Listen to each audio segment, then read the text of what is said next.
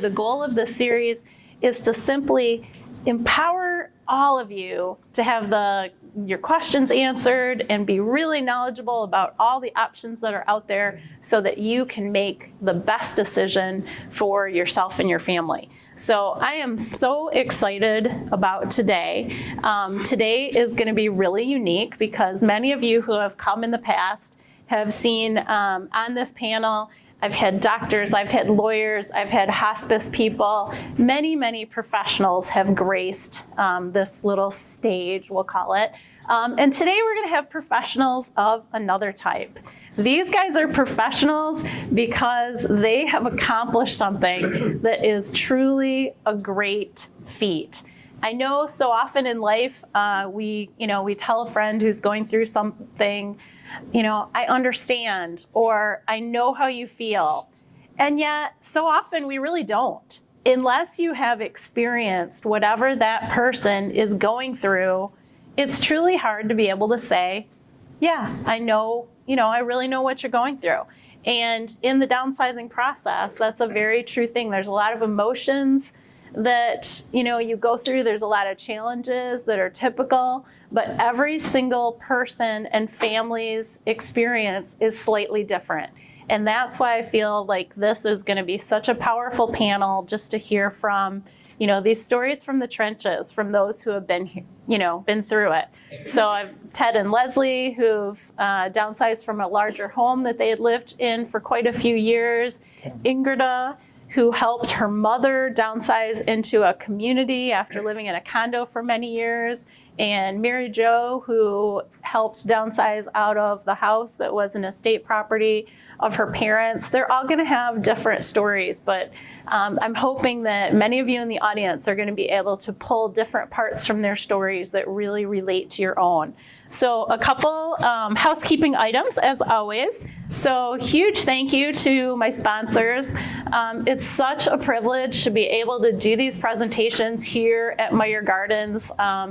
We've been blessed with yet another beautiful fall day, which is awesome. I love the ability to just add little perks like coffee and water for you guys and things like that. But it certainly does come at a price. So I have been able to do that and grow this with the help of sponsors. So by all means, please introduce yourself, get to know what they do. And if you need their services, please check them out first, because I vet my sponsors very carefully. So anyone in this room I know will do a good job for you, and I feel very confident of that. All right, with that being said, I'm going to go ahead and let these guys introduce themselves, and then we'll get into questions. Hi, everyone. I'm Ted Quist. This is my lovely wife, Leslie.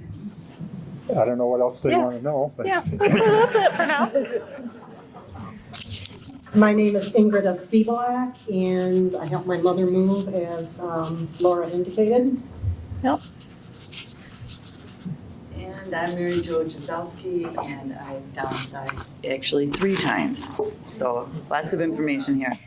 All right, so we're going to go down, and I'm actually going to be, today's a little different because I'm going to be asking really the same questions of all of them, and they're all going to have slightly different answers. So I'm getting to the right spot. Okay, so starting with Ted and Leslie. You guys lived in your house for how many years? 10. Okay. How long did you actually start to think about a downsize before you actually really started thinking about a downsize? I think, when we purchased our previous home before our condo, we really thought that was our last home. And we did talk about a condo at that time, but we had one of our children were still living there. She was younger, and we weren't quite ready to move her into a condo. So we purchased a ranch thinking that that was our last home. And we wouldn't need to do a condo because it had wheelchair accessible doors and things like that. So when we purchased that house, we really thought that's where we were going to stay. And then I would say once we actually realized we probably should consider a condo, it was about 3 months, I think. 3 months from the time that you actually did the downsize to thinking about it. Yeah. Okay. So not a ton of time. in Not a that ton of case. time. It was, so because you can tell there's a little bit of an age difference. And one of the things that we took into consideration was that we really realized that for Ted, it was the amount of yard work. And we didn't have a big yard, but it was all the home maintenance. It was all of the yard things. It was those things that just took up our time. They were starting to become more and more difficult to do and to maintain. And it was at that stage, because of our age difference, and I thought we talked about maybe we do this now while I physically can do it, and it's not as difficult for me. I've had 3 shoulder surgeries, so, as you get older, that gets more difficult too, with arthritis setting in, that sort of thing. And I'm like, I know physically right now, I can do this. I can help us to downsize, and we can do the move. And Ted is in great physical health, but he's older, and we just thought, if we're going to do it, let's do it now. And I'm really grateful and glad that we did at that time. We've moved into a condo. My neighbor, I have lovely neighbors, but my neighbor actually was in the situation where, her husband had a stroke. And so in the middle of a crisis and all of that, she had to move from her home to a condo and handle all the stress of taking care of a medical situation on top of downsizing and moving into a place that she could live. So I'm really grateful that we did it when we did it. We also had a huge deck in the back with a gazebo and everything, and it needed restaining every couple of years. And after 10 years, I said, I'm not going to stain that deck one more time. It's time. And my answer to that was, well, then I guess we're moving now. I'm going to give this one to Ingrid. Because in for a just couple second. years, it's going to need to be restained all over again. Yep. Give that to you. Okay. Okay, Ingrida, how about with your mom? I know it's a little bit different because it's not Ingrida that did the move, but Ingrida did do the move. I did do the move. Yes.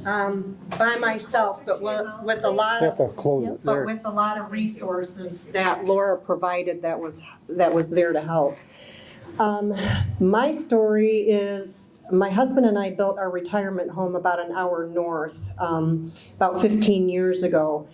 But in the last 8 years, my mother, who lives in a condo in the Grand Rapids area, was having more health issues. And I was getting calls at night, and I was coming into town to help. I'm the only child that she has in the area. My sibling lives in Florida. So we personally also moved closer to town, but as my mom's health issues were becoming more serious, we started talking to Mom about moving to an assisted facility. We actually met Laura. Mom came to several seminars probably about 5 years ago, but Mom kept saying, I'm not ready, I'm not ready. But yet when we'd ask her, what is the ready point, she had no good answer. So we continued coming to the seminars, educating ourselves, visiting assisted living facilities, and went through several interviews, and Mom would still say, I'm not ready, this isn't for me. Well, it took another medical crisis that pushed us to the point. Fortunately, it didn't have to be something that happened overnight where she had to go from condo living to assisted living. But she now saw the writing on the wall with her increased medical complications.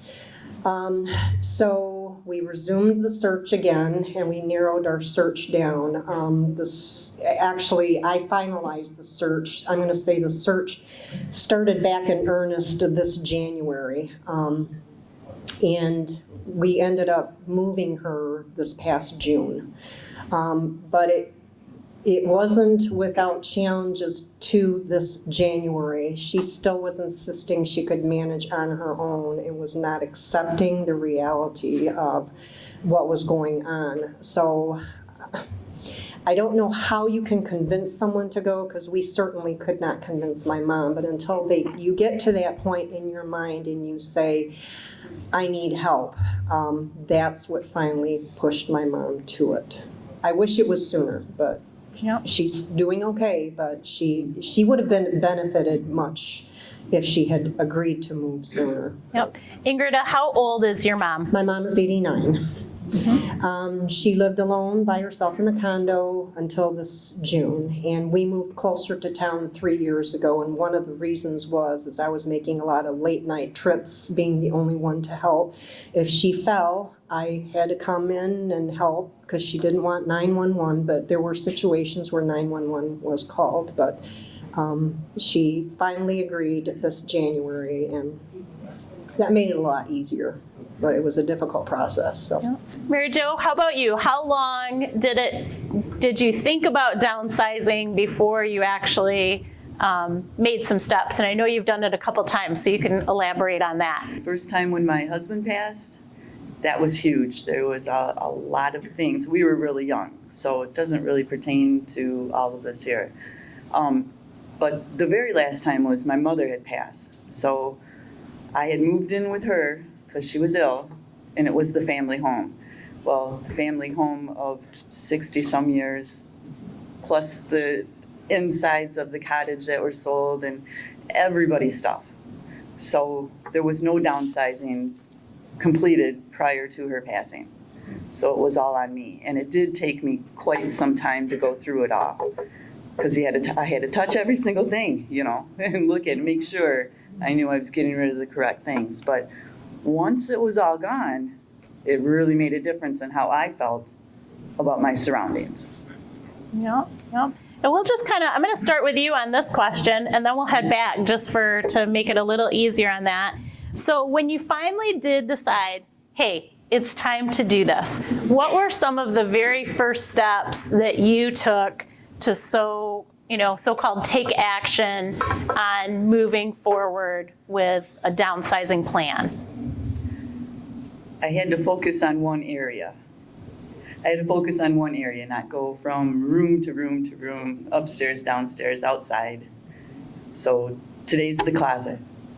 This particular closet, not all closets. So that's how I had to just stick to it that way. And if I hadn't used it or don't need 6 of them, that's how I determined if it needed to go or not.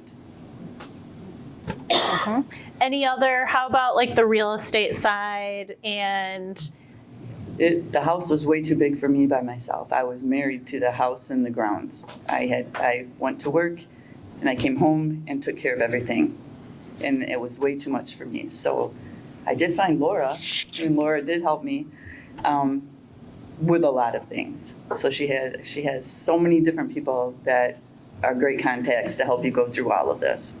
Ingrid, how about you? Once you felt your mom was more comfortable with the idea, being on board, what were some of the specific steps that you took to move forward? Mom was not that mobile anymore. She walked with a walker, but in January, when she finally conceded, yes, this is good, I'm going to need more help. We began revisiting a lot of the assisted facilities where we had visited before. Mom made a list. I asked her to make a list of what was important to her when she moved. For example, one of the first things was she has a cat. The cat had to go with her wherever she went. So I made a list, she made a list for me of things that were important, cat being number 1, which is fine. Other amenities that she wanted, and then based on that list, I started the search in the area. Someone close to our family who is an ombudsman for assisted facilities, they said the best thing you can ever do if you have children in the area, and she's referring to me relating to my mom, is to not only find a facility that has the amenities that would make mom happy, but also make sure it's in your flight plan, like where you live. So that, for example, we're in the Sparta area, placing mom in a facility in Holland obviously wouldn't make no sense, or on the southwest side of town, unless that facility had absolutely everything Mom wanted. Because she said, as time goes on, you are going to be spending time there, and she was right. So we got Mom's list of what was important to her, and then I started making the appointments. There are companies, I do believe there's one here today that will help you with the search. I decided to take it upon myself. I made appointments at facilities. I went and spoke with their salespeople, went on tours, not only once, second time with my husband, third time with my mother, fourth time unannounced. And I was told that that is a very, very important one. And it was. It was an eye-opening experience when I showed up to a facility and they were not expecting me. One of Mom's, when we narrowed down the choices, it actually came down to 2 facilities. I then made my surprise visit to both of the facilities, and the one was very eye-opening. There was the smell of urine, human urine, everywhere in that facility. I continued my walk through, and I left and we never went back. Do your research. So from the point when I began all my revisits in January, and then we narrowed it down to 2 facilities in May, and then we finally signed the contract at the end of May and ended up moving Mom in June. All right, so when you officially decided that it was time, what were some of the first steps that you and Ted took to really move forward with, you know, the actual downsize, kind of the physical work, getting rid of stuff, deciding where you were going to go next? Well, I'll let Ted answer the question about the physical stuff, and then I'll answer the next part. So, Okay.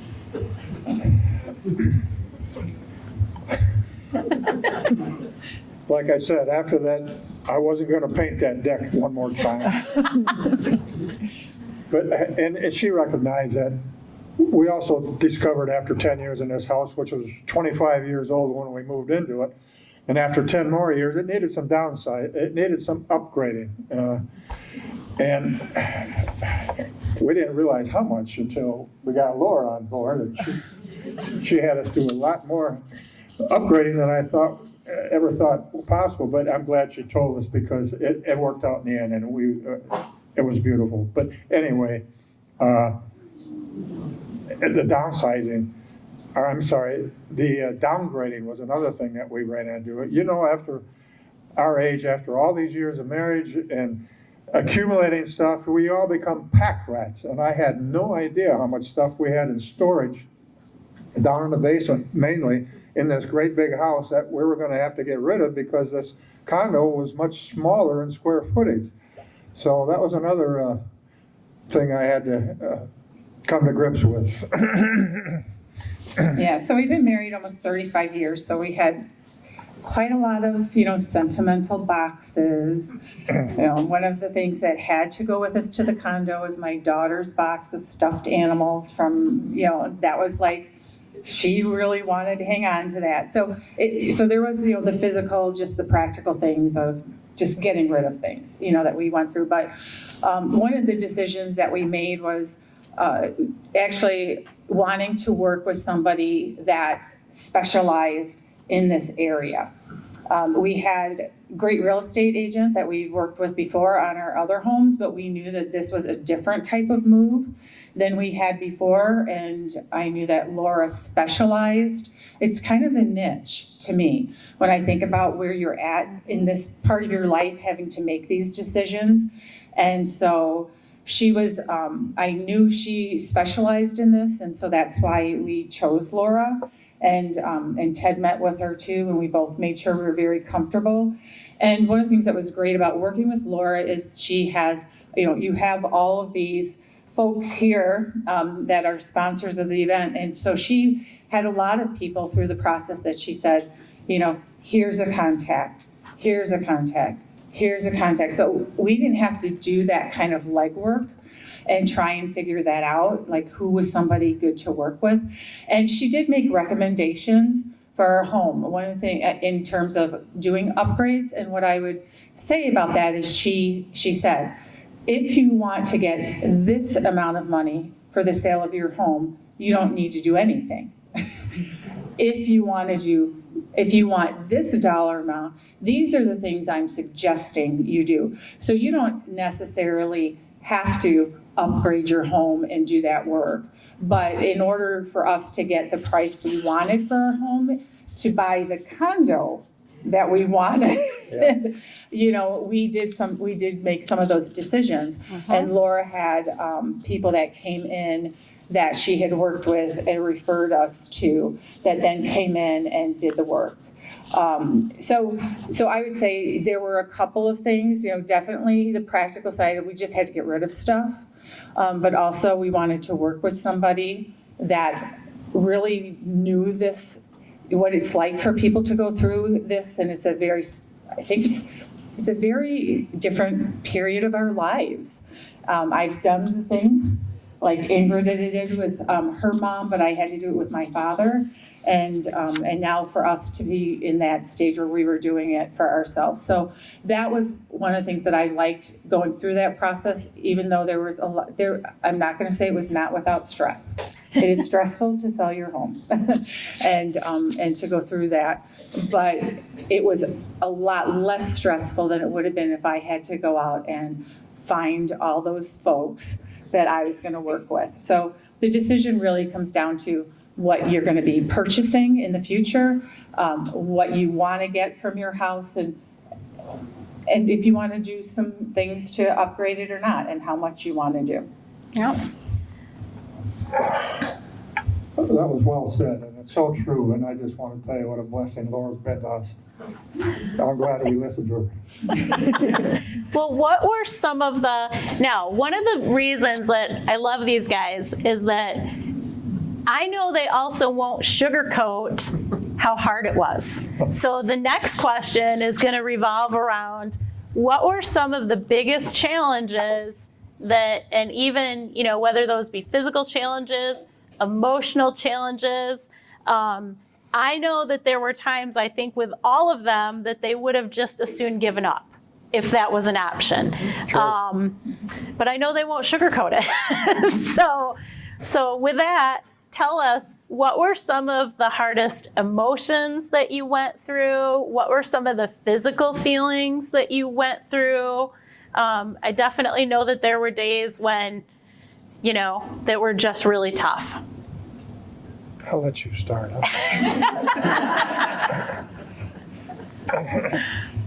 I would just say the market at the time, so this month will be 2 years, the end of this month that we've been in our condo. And I don't know how much the market's changed or hasn't changed. It will. At that time, we were selling our home at the same time we were looking for a place to live.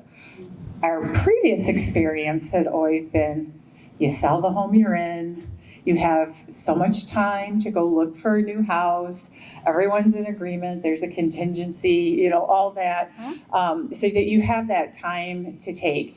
In the environment when we were selling our home and purchasing a condo, you had to really make quick decisions on the purchase of a condo. And that was incredibly stressful to be in that place of, okay, we're getting, and Laura was really good about saying, we're getting into that time frame of, you don't want to be homeless. You don't want to be homeless, and we did not want to be homeless. Where we were selling our house and then having to move into a condo, and we, there were some sales offers that we made that were accepted and then fell through for different reasons. Yeah. There were times where, we, and really at our when we got the condo that we're in, it was that day we looked at it and we sat at that table and we had to make a decision because we knew that condo was probably going to be gone within 24 hours. Mm-hmm. And so I would say that really was the most stressful part of that experience, and very stressful for Ted too. Because again, we had gone through, owning several homes prior to that and being able to do I'm going to sell my house and I'm going to have 3 months to look for another house. And the market has just changed so drastically. And so going through that was a lot. Yep. I thought of so many things to say while Leslie was speaking. Just to give some additional background, which is going to help with the move that I had to help my mother with. My mother was a professional in the insurance industry and was an internal auditor for over 30 years. So she was a professional woman. She traveled across the United States.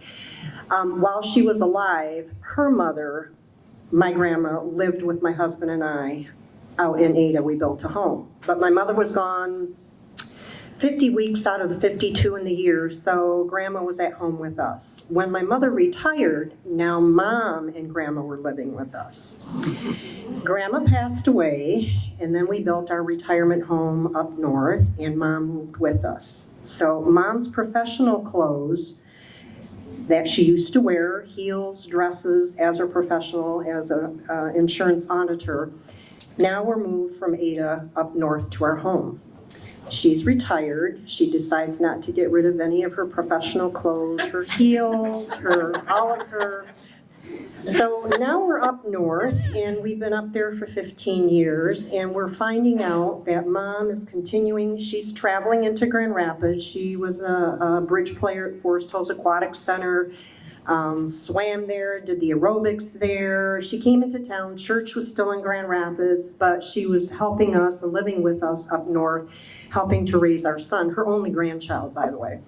But when we were discovering that she was starting to take naps on the road on M37 as she was going back home because she got tired, bless her heart, that she had the sense to pull over to nap, that's when we started talking to her about moving back to Grand Rapids, which happened 14 years ago. She did move back to Grand Rapids, the condominium. But now we schlepped all of her professional clothing from the house up north that I've already moved once from Ada up north. Now we're moving them all back to Grand Rapids.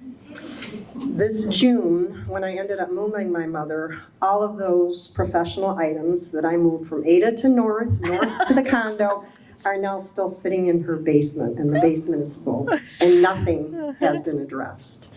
She had a serious fall 4 years ago at an outing, and she had not been down in her basement for the last 4 years. I had no idea that all of this stuff was still down there. So when this move came around in June of this year, I went down and discovered the things that I had already moved twice. Now I was either going to move, donate, or liquidate. So, and it was just myself. I had Laura with wonderful resources, but my biggest challenge was how was I going to get through all of these things, because mom was not going to part with anything until she approved it. We accomplished it though. Was there anything that kind of helped her over that hump to say goodbye to some of those items that she had held on to for so long?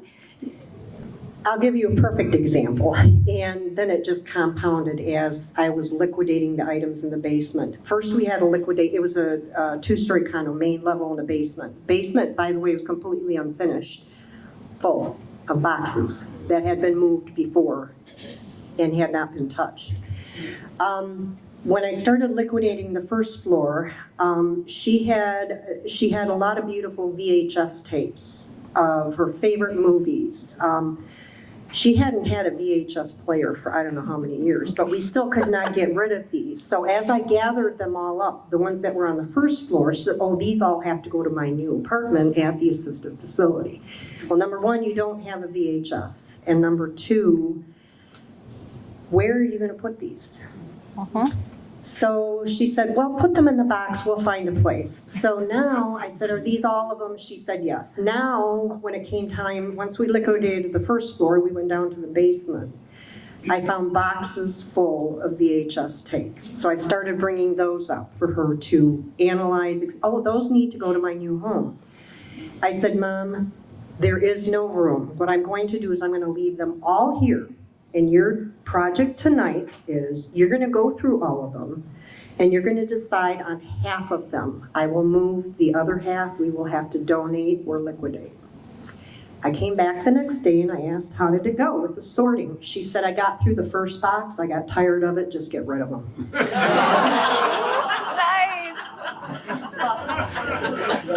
Yep. One quick question for Ingrid. How many square feet is her new apartment? 700 square feet. She went from a, what was Dean like? It would have been, like 1,100. Finished on the first floor. Yes, plus She had a basement. Kitchen, dining area combined with the living room, 2 bedrooms, 2 baths. We now have a 700 square foot apartment, living room, dining room, kitchen area combined, very open, 1 bedroom, 1 bath. No basement, no storage. Okay, Mary Jo, you're up. What were some of the times you wanted to curse ever meeting me and going through this decision? Probably taking the wallpaper down. But she did join in and help me. She taught me how to do it. It was only one wall, but you would have thought in my mind it was the whole entire house. But yeah, that was challenging. So I think I was just left with everything. So my biggest insight to give to you is just because that curio cabinet is full of precious moments and you think they're so valuable, they're really not valuable to your children or whoever's going to inherit that house. They have to actually figure out a way to take care of them. So if you could just start taking care of little pieces and odds and ends and making sure everything is in order before somebody else has to take care of it for you. Does that make sense? Is there anything that you wish that you would have known that you know now after looking back on this experience? I wish I would have known how to let go of things prior to this coming up, because it's like, oh, this might be really valuable to somebody. Well, it's really not. It's valuable maybe to just that one person, and you're lucky to find them. So I really wish I would have known. So it just had to be, just not be attached to things. Okay, I've got 6 of these, I only need 1, the other 5 can go. That type of thing. Nope. And you did a lot of trips yourself to donation places, Habitat for Humanity Restore. I actually did the Fulton Street Market. They have a rummage sale. I did that twice. It's $15 a table. Load your car up, put the stuff out there, and you'd be surprised what people buy. And what's left, the Goodwill is just down the road. That's how that worked. It was just those pieces I didn't know what to do with. Yep, and you sold a number of items on Facebook Marketplace as well. A lot on Facebook Marketplace. And word of mouth, too. Yep. But how much work was the selling of items on Facebook Marketplace, and were there items that took longer than you thought, or items that just, were more of a pain to sell than to donate? A lot of it flew out the door, but there were big, huge, like the curio cabinets. They're really not something that people want to move. So that was challenging, very, very challenging. And then the odds and ends in the garage. How many shovels do you need? I don't know. 2, I think 3 maybe. Maybe. And they're different sizes. You don't need all the same. So, yeah. Ingrid, how about you? What is it looking back? And I know that you've, in addition to moving your mom this time, has also done this with other parents as well. So this wasn't your first rodeo when you did this. Are there things that over the course of those multiple moves that you feel like you know now that you wished that you had known earlier? I'm going to echo what you said. Get rid of your stuff. Like you said, how many shovels can you have? It's all precious to you, but not so much everything to your children. We did my mom's estate plan 10 years ago, and her attorney at that time even encouraged her, make a list of the items that you want specifically each child to have. She never did that. I don't think she wanted to, because that brought her morbidity more to light. She avoided it. A big point of contention with my sibling always was the family photos, and we asked Mom to start organizing them, dating them, identifying them, doing something with them, and Mom always said, I got a high five back, Mom always said, yes, I'll get around to it, I'll get around to it, I'll get around, and she never did. In this particular move, because my only sibling is in Florida, when she found out Mom was moving to an assisted living facility, my sibling all of a sudden decided everything was important to her and she deserved it all. I was not there to debate whether she did or didn't. But the problem with this move was it had to happen now. There were two incentives that the retirement community where my mom was moving to was giving to my mother, and they were financial incentives because after COVID, there were a lot of vacancies. I just remembered something I was going to say previous. When we started with Laura 5 years ago coming to these seminars with Mom in attendance, and she was saying, oh, it's not time yet, it's not time. At that time, a lot of these assisted facilities had waiting lists, and we could not convince my mother, Mom, when you decide it's time, there may not be an opening, a vacancy, and so you're going to get stuck going where you don't want to go. I think you need to pick where you want to go and get on the list. That still did not motivate her. Now, COVID was a blessing for us in the sense that now the facilities had a lot of openings. So now when we were looking, a lot of them were offering incentives. I don't know if these incentives still exist, but there was a huge financial incentive that was given to my mother, not that she needed it, but they were trying to get people in the door to come live. And those incentives are given with a time frame. So I could not wait for my sister to make arrangements to come up to Florida to help with the liquidation and the move. We agreed, and to honor those incentives, which were significant, Mom had to move now.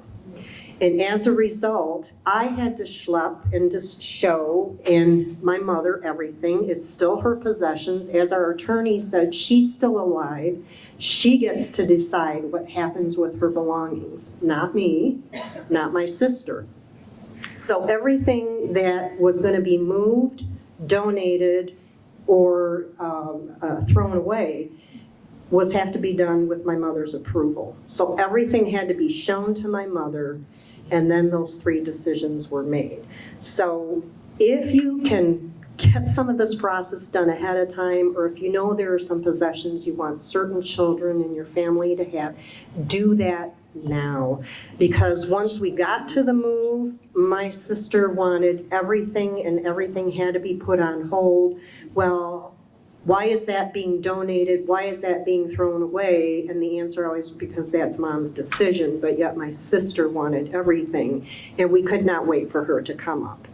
So it's hard to make that list of things that, the other problem you will avoid is, and we had this problem when my father passed away 6 years ago, what happens if 2 of your children want the same thing?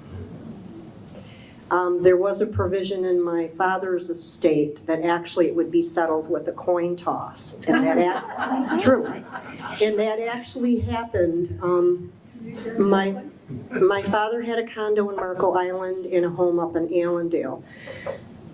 Sorry to take up so much time. No, you're fine. My sister came up to, we went through the Allendale home and we were making our pile. My husband, which complicated the situation, he was the executor of my dad's estate. So my husband had to remain neutral on everything in arbitrating between the 2 sisters, but yet he was married to me. He still is. It's a good thing. But as a result of that situation, I actually was at that point, put in charge of my mother's estate, but after that experience, I asked my mother to take me off as executor, and my husband was put in as my mom's estate executor. But anyway, I digress. Back to the Allendale home. True story. We found a box of my dad's World War II medals that he had. He immigrated from Latvia during the World War. And both of us, my sister discovered the box. I heard her in the background. She said, "Oh, gosh." And I turned to see what was going on. I didn't know she hurt herself. And she quick shut the box. I said, "What do you have there?" And she said, "Nothing." My husband was sitting in the background. It was the room in the basement. And so he came over and he said, "What you got there?" And we opened the box, and it was my dad's World War II medals. And she said, "I get this, I found it." And I said, "Well, I'd like it too. Actually, I would like it to go to our son, Dad's only grandchild." And there was a huge argument that ensued, and I got so upset I was in tears. I went upstairs, leaving my husband and my sister in the basement. And about 15 minutes later, my husband came up, and he said, "It's settled," and he handed me the box. I said, "What happened?" He said, "Well, Dad's estate," and I knew about it, but I had forgotten about it. The provision was if there was a disagreement between who got what, it was to be settled with a coin toss. She lost. And our son did get those medals that year at Christmas time as a gift from Dad, even though Dad was gone, so from his grandpa. So you never know what your children, and our attorney said this in hindsight too. He said, once someone passes, the family dynamics change, and all of a sudden, everybody wants everything. And he said, "You're not the first time this has happened." He said, so if there are things, and if your children don't want it when you're gone and you designated it to them, they can do with it what they want. But just downsize and go through your stuff. Yep. So I'm going to piggyback on Ingrida for just a moment, and I'm going to really just give this strong recommendation. Part of, I always kind of ask people about, what is it to be a savvy senior? It has to do with, not only downsizing and making a real estate plan, but making a legal plan, making an estate plan, having a financial plan. And being a realtor, I deal with trusts and estates all the time. And I did one recently that had 10 siblings that equally owned the home. So the mother had deeded the home to all 10 equally. They were all over the country between Michigan, Florida, and California. They did not get along. And it was really, really challenging. And that poor one of the sons was the executor. And truth be told, he went through hell during the course of this. And every decision he made was questioned. And no matter what decision he made, 4 or 5 were for him and 3 were bitterly against him. And so what I encourage all of you to do is simply sit down with a trusted attorney now. Most of them will do a free consultation and have that conversation. And just like Ingrida made such a wise decision to step out of that role as executor and hand that to her husband, there may be similar situations where the child that you chose a while ago, or because they were the oldest, no longer makes sense for a bunch of different reasons. Some might even just be proximity or what's going on in their life. And it may even be easiest on the family as a whole to have a neutral party be that role. And I can't emphasize enough how that will be helpful to the people who they're already grieving you, if that's the case, and having them have less to deal with. It just makes sense to have these conversations, even though they're difficult conversations, prior to when something happens. So on to Ted and Leslie. If you could go back in time, what do you wish that you knew before you went through this experience? I can only repeat what's already been said. I cannot believe the amount of stuff we accumulated over the years. And while we were selling our home, at one point, I had our entire lengthy driveway, double wide driveway, full of stuff that I had our garbage collector pick up, and it cost me a few bucks, but it was worth it because we got rid of a whole driveway worth of stuff while we were moving and getting ready to get the house in condition so we could actually have it viewed so Laura could sell it. And we moved into the condo. And again, I repeat, I'm so glad we listened to Laura because we had to do some upgrading. But it paid off. We got a lot more money than I ever anticipated we'd get for our house by listening to her. And the condo we bought it had an unfinished basement. And right after we moved in, we had enough profit from the sale, we could finish the downstairs basement. And I was glad we did that because our 24-year-old daughter is still living with us, and she has an office down there. But we've got a great big storage room we've got 2 storage rooms, one in the furnace room and one behind one of the bedrooms that was built downstairs. And that thing is still stuffed with stuff. And every 6 months, we go down there and try to organize because we can't move. We can't walk around to get anything. And we ended up, I cannot tell you how many trips we've made to Goodwill since we moved in 2 years ago. We have given so much stuff away, and we still got stuff to give away. And I don't know, that's the one that comes to mind right off the top of my head. I don't really have anything to add from what everyone else has said. I just will say from a daughter's perspective and from a wife's perspective, my mother's getting older now too, and she's had some health issues. And I told her, because we went through, the whole stuff with possessions with my husband's siblings when his parents passed away and when my father passed away. And it's number one, it's just stuff. And number two, I told my mom, I've already told her, she's like, I want to make sure you get this. Or I said, I'm just letting you know I'm not going to argue with my siblings about stuff when you're gone, because it doesn't matter. And those relationships don't recover from those arguments that happen. I've been around a lot of folks that have passed away over the years, and you see the best and the worst in family members during those times. And so do your children a favor so that your legacy isn't them being engaged from each other years later. And just get rid of your stuff. If there's something you want someone to have, write it down and make sure that's in writing somewhere. Look at it every so often and update it, because it's at the end of the day, it's more important. I want my children to want to be together and be in relationship with one another than to be apart because of an item. And that's why I said to my mom, I'm not gonna, whatever happens after you're gone, I'm not gonna get into an argument with my siblings about it.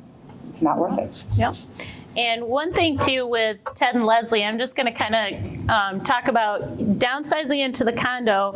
Just like with Ingrid's mom, it was very, very important that she had someplace that would accommodate her cat. Ted and Leslie had 2 small dogs that were very, very important to them. And that was actually a very specific thing that we used to help them choose which condo they were able to move into, because there were multiple associations that would not accept more than 1 pet. So even things like that, whether it's the size of the pet or if you have more than one, and theirs are just teeny tiny little what we call ankle biters, but they're super cute. But there are lots of factors that affect that decision, and you don't want to, leave any of those out if that's going to affect your, a large part of your happiness in the next spot. So Yeah. That's a good point. Yeah, I would say there are definitely things that you have to say when you're looking. what are the no compromises on? And, one was having a spot for our daughter because, COVID, she has never worked in an office. She's an accountant and she works remote. She's traveling around the world right now for her job, but she has to have a place to land. And then the other was our dogs. And then having a spot for our son when he comes to visit too. So there were things that we said, either the condo has to have when we move into it, or because in the one that we're in, we were able to finish the basement, we will be able to do to it. So the bones were important. I'm going to kind of move on to really the final two questions I'm going to kind of combine. And so tell me more about your life now. And this is going to be really the life of your mom, how that might have improved your relationship with your mom. And if you could go back in time, would you have worked harder to convince her to do it sooner if that was even a possibility?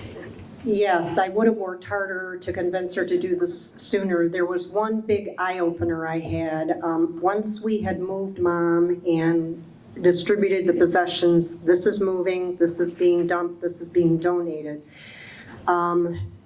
We basically had an empty condo that Laura was going to stage for us to put it up on the market. But as we started emptying the condo, I had noticed a few things before when I was visiting my mom each week. I don't know if I was not really looking for it, but let me get specific. I was starting to find things on the floor that I had not noticed before. There were a lot of medications. She was in charge of her own medications. Once the furniture was gone, I was finding medications on the floor everywhere, and she has a cat. Disaster waiting to happen. I was finding the little button batteries for her hearing aids all over. In this move, my husband and I have also, my husband has durable power of attorney. I have medical power of attorney for my mom. We've taken over my mom's finances, paying her bills, because now we started looking at her bank statements, and she was getting copies of her checks on her bank statements, and there were checks that were being run through that she hadn't signed. We started looking at her utility bills, and she was caught in a scam, not with Mishcon, but it was appearing on her Mishcon bill. She was paying twice as much for her heating as she should have been, because someone called her up and said, well, I can save you money on your heating bill. But what they actually did is she was paying twice to Mishcon and the scamming company. That took a year to undo. That was discovered last year. Start paying attention or asking for help sooner. I know there's an element of pride in there.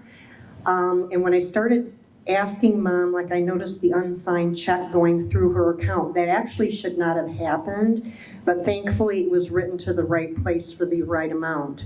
Other checks I noticed on there, the writing didn't match the numbers, so the bank is supposed to run it through on the writing, the wording, not the numerical.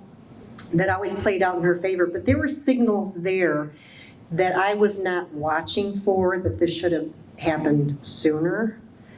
What was the other part? Yeah, just kind of how has it how is it now? It's great.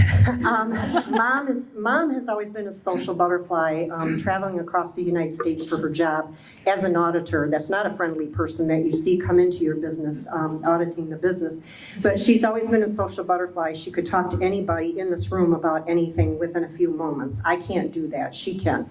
So her adjustment to her facility has been seamless. The only reason I wish she would have done it sooner is she would have enjoyed a lot of the amenities there sooner, because her health would have been better at that time. She had a recent fall up there again, so that has set her back again.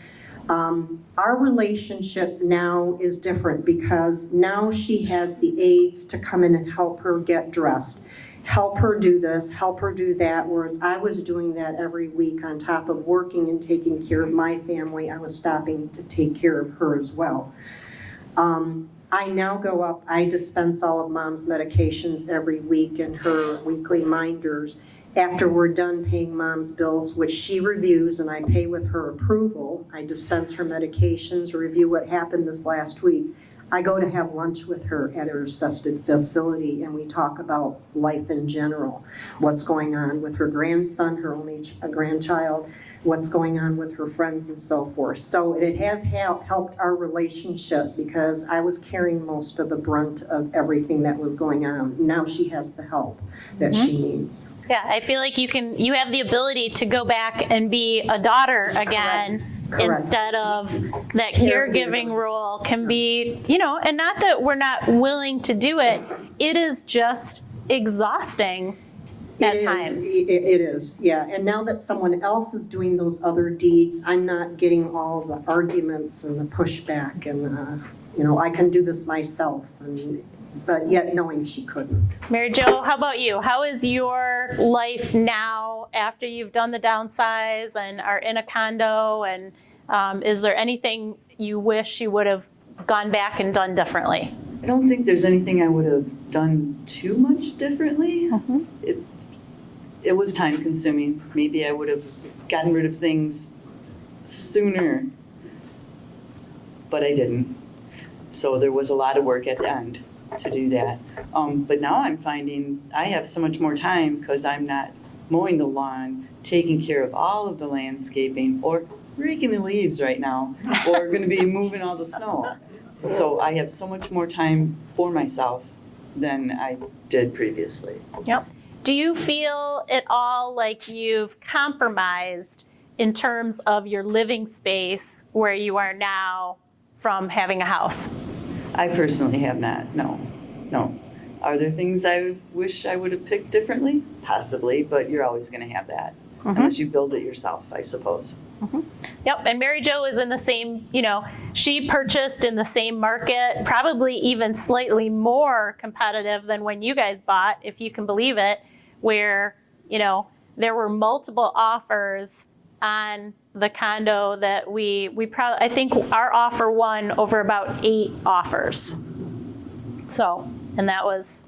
But one thing I did do that I didn't hear is I rented after I sold the house and took my time to find the place that I wanted instead of having that panic mode and having to. I got a storage unit, shoved it full of things, and rented. Yep. Yeah, I had almost forgotten that step. So is your life now? And do you wish that you had done it any sooner? Do you feel pretty comfortable in how all the timing worked out? No, I'm very happy. I'm so happy to be in a condo now. But of course, I'll be 81 in March, and God has blessed me with good health. And would I have gone back and done it sooner? It probably would have if I had been in ill health and poor health. But I've had great health, and I was willing to go another 10 years in a new home and continue doing the outside maintenance. But since we've moved to a condo, we've gotten rid of 5 bills that I'm happily tickled to death about. We have to pay an association fee, but included in that fee is a trash. So I don't have a trash bill anymore. I don't have a water bill anymore. I don't have a sewer bill anymore. I don't have a guy cutting our grass anymore. I don't have to pay to have our bushes trimmed. I don't have to pay a guy to plow our driveway. They even have kids now that come by and shovel your walk while the guy's plowing in the wintertime. It's beautiful. I'm very happy. Did I get the outcome I expected? It's actually turned out better than I expected. We had to jump through a lot of hoops, but it was worth it in the end, and I couldn't be happier. I would say there's a few things that I miss about having a home, and I can't even really articulate what they are. It's just that idea of having a home versus a condo, because maybe I'm a little young for that. But I'm glad that we made the move when we did. I'm so glad. I mean, it's almost a daily thing where Ted will sit and we'll have coffee together in the morning before I have to work, and he'll say, I just love it here. I just love it here. And We have a sunroom in the back, and we see deer in our backyard every day. I just love it. and I always wanted a sunroom. So that was actually a plus for me to have a sunroom finally. But I would say I also work full time. And I travel within the state, but one of the things that I have noticed and I really appreciate as still being a working professional is that when my weekend comes, I actually have a weekend.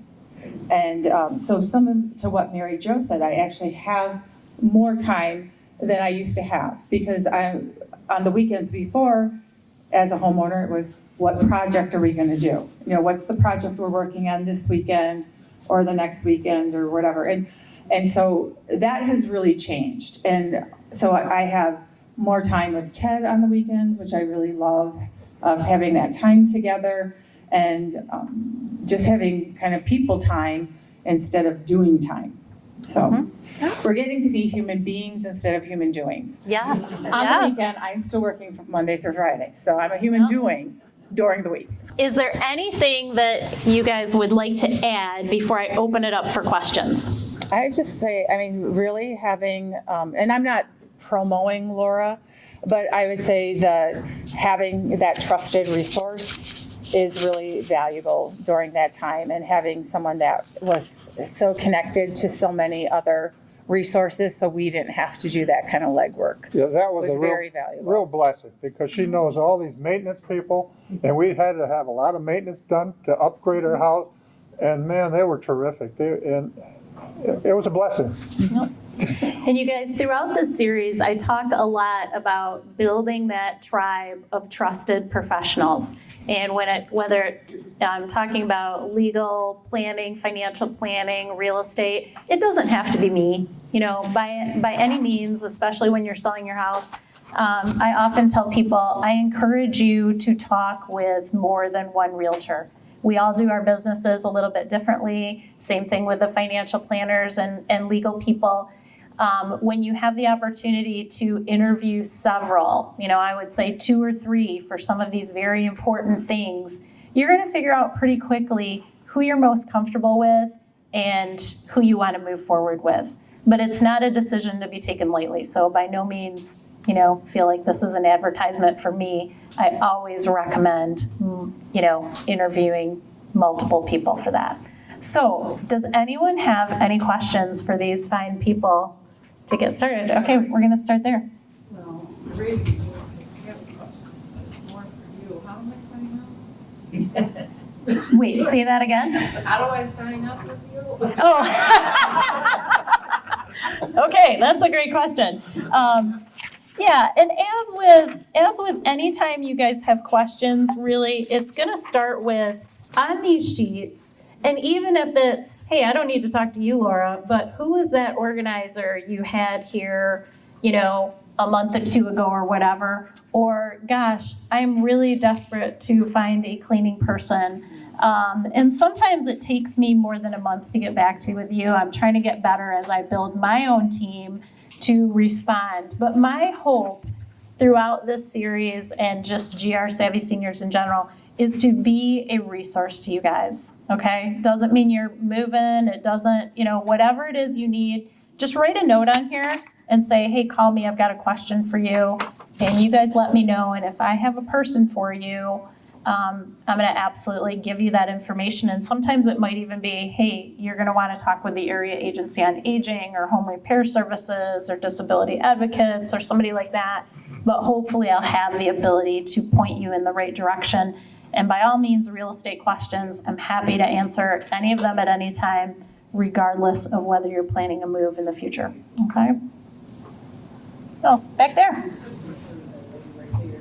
As far as what happened to your mom with the scamming part, what did you do as far as looking into stopping the scamming part for the seniors? As far as the scamming with Mishcon go, it wasn't Mishcon, but somehow this company ended up sticking on their charges, which were an equivalent amount to Mishkon's charge, so mom was paying twice for her heating in the house. I did try to file a complaint with Mishkon. They said there's nothing we can do it because it's not us. I tried, there was a phone number provided on mom's heating bill that I called, and I'm telling you, it was just persistence in calling them. And when I had to call, how this all happened is when this company, and I don't remember what it's called, they called mom and they said, we work with Mishkon, we have your account number. So they never got any information from my mother.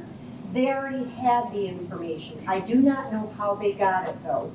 But to undo all of this, it was persistence phone calls with my mom being present, because they would not talk to me because the bill was not in my name. So mom always had to be present, and it was every month the bill would come, even though I made a phone call, it said you guys need to discontinue the service. They said, yes, we take care of it, got the names of the person you were talking to and the date and the time. And then month after month, we would have to, then finally it ceased. I even went down to the Mishkon location on 54th or 44th or wherever they are. I walked in there, how does this even happen? They said, there's nothing we can do, it's not linked to us. They got your mom's information. I mean, how many of us know our heating account number? So I know they didn't get that from mom. But it did take about 6 months to finally, she didn't get any money back, but it finally dropped off of her bill. Irving. Yeah. Yeah, why didn't you simply have the bank, with your brother's permission, stop payment? Mom would write the check. But it's Yeah, but- all on the same bill through Mishkon. So if you stop payment, you were That's- stopping payment to Mishkon That's as well. fine, and Mishkon would get on the stick. No, they wouldn't. They would turn, Well, they would turn no, my they feet off. would, there's a Yeah. lot of We protection. tried calling Mishkon and they said it's not our bill and there's nothing we can do. I do know several other people that have gotten caught into this. I don't know if it's the same company, but pay attention to your bills. Because Yeah. mom, the only reason I remember it came up was mom was bragging, oh, I got a phone call and I've been saving all this money on my heating bill. And I said, great, let me see. What is it that are some senior discount or whatever? And I'm looking at it and there's the Mishkon charge and the units. And then there was this other name, and it was doubling her bill. I said, Mom, you're not paying attention. Your bill is twice as what it should be. And when I showed her, she was in disbelief herself, because she gave out no personal information, none. That is so frustrating because I hear that on such a regular basis. And just as a side note, so right now is open enrollment for your new Medicare plans. And that is a situation where you want to be very careful if anyone reaches out to you, because I've heard a lot of horror stories of people being changed from their plans without even really realizing they're being changed from their plans. So that's another one of those areas that I strongly recommend. Please, please, please make sure you have a trusted resource. In the back, we have Teresa Boucher from, it's actually her assistant today, but for that reason, who will not just, someone that will sit across from you face to face and talk over your plan, not a faceless person who calls you on the phone. And you had another question back there? Yeah, so I'm wondering, how do you protect the seniors from identity theft? Because me and my mom had a family member live with us, and she did it. And she also put our information on their website. So, that's to try to sell my house and break our account. So, yeah, we reported her, but nothing's been done. And we're constantly, I've had her break into my benefits at my job. Mhm. It's kind of hard to go through this kind of stuff. And it's like, nowadays, it's so easy for someone to steal your identity. Yeah. Nothing's being done about it. Ever. So Yeah. we have to continue to go through this because she's not locked up. So I'm just going to repeat that. So she's talking about how frustrating it was that her mother's identity was stolen by actually someone they knew, a family member. And things like that happen all the time, unfortunately. And the best advice that I can always give, and what I've heard from the professionals, is simply oversight. Like what Ingrid was saying, in terms of, if your parents are still paying their own bills, if you're paying your own bills, sometimes even, you guys are all very capable, but sometimes just that second set of eyes. A lot of times, many of these things that we pay and the paperwork that we see, it can get pretty complicated. And sometimes just having someone do a periodic overview that's not you might be able to catch something that you're not necessarily catching yourself. And especially with your parents, just make sure, you or someone has their back. And actually, in December, that's going to be our topic. It has to do with managing a household and managing finances today as everything turns so digital. And so we're going to have multiple professionals that are going to talk to you about bill management, data management, how to do some things that will make your lives a little easier in terms of technology and handling those things. So are there any other questions? We're right about the time where I like to wrap up and do the drawing. So, yeah. I have a question for anyone. Okay, so you talk about getting rid of your stuff. I guess I need to do this for someone who has children. So what about stuff that your children has given? How do you get rid of that without hurting? All right, I'm just going to repeat that. How do you get rid of all the sentimental things that maybe your children have created or given to you? So any advice? Well, I did purge that. I mean, so I went through and I like TJ Maxx or Home Goods have those boxes with the lids, and they're kind of decorative, and I can put them on the shelf, and they still look nice. But I just went through all the artwork, and I just saved a few pieces of the artwork, and it's there. Because they really don't want it either. I mean, I would say, like, the big thing for my daughter, my daughter, the big thing for her really was she wanted her stuffed animals. And so they are in a box on the shelf in the basement. Huge box. And one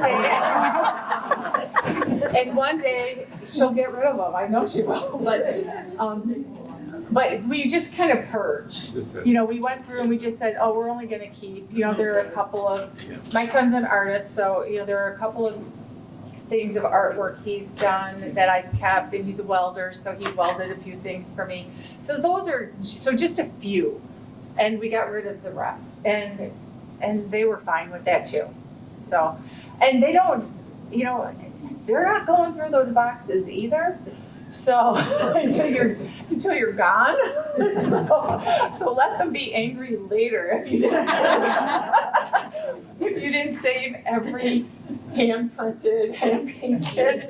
I'm talking about gifts that they've actually Right. given. Like I said, my kids travel, and somehow one person gave me a set of salt shakers. I have salt shakers from all over the world. I haven't been there. I mean, it would be very obvious if I.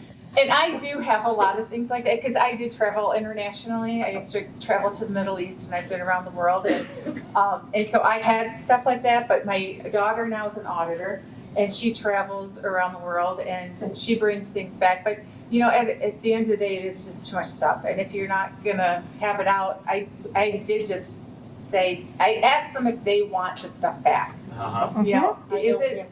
I don't have room for it anymore, I don't use it, do you want it back? And they either do or they know it's gonna be given, I'll gift it away or I give it to I Goodwill it. One of my clients assigned their child a custodian. They said, here's the collection of salt shakers, and I love them, so you're now the custodian, you have to keep them at your house because I'm moving. I think that's that is an awesome way to go about that. So I think too, when we're talking about the stuff, go back to that idea of, are you currently using it? Do you know that you're going to need it in the near future? Not someday, but in the near future. Or does it bring you joy on an everyday basis? And when you can look at all of your items in that light, and even precious gifts that people have given you, and they know that you appreciated that once upon a time, if you're able to explain to your kids and basically say, gosh, I so appreciated all these gifts, and they brought me joy all these years, But you know what? Now I'm trying to make some important decisions that are going to help improve my future as I downsize. And I think it's important for me to bless and release these items. And I hope that someone else will be able to enjoy them, as opposed to holding on to them for, guilt, really, because they've given them to you. I think that family members who love you will truly understand as you are trying to downsize these items. That's my take. The other key thing, Laura, is once you get started, it gets easier. Case in point, the VHS tapes with my mom. She got all those boxes and I left her in charge of them. And the next day, she got her one, she said, I'm done with it. Yeah. It absolutely killed me to get rid of my VHS. But I did it. I knew they were worthless. There's no reason to hang on to them. But now I've My got CDs. I've got boxes of DVDs that I know I might as well get rid of because now you can get anything you want off the television. Right? But Yeah. Sometimes. Yep. There's a question back there. DVDs have got to go, and that's my next challenge. We are in the My process son's trying to do of trying that. to give things right now. Downsize internally, it's not buying another condo or something like that. But you gotta be careful you ain't creating a problem for the kids. Because, yeah, mom and dad, we want that, and they don't need that. They will become the accumulator. Yep. Yeah, but that's going to be their problem, is all I can say. And I can safely say we don't have that issue in my family because my mother, bless her heart, who sits in the front row each time, I keep telling her I don't want her stuff and she cringes every single time. But you know what? I love you, Mom. I don't love your stuff. So anyway, that's how it usually is.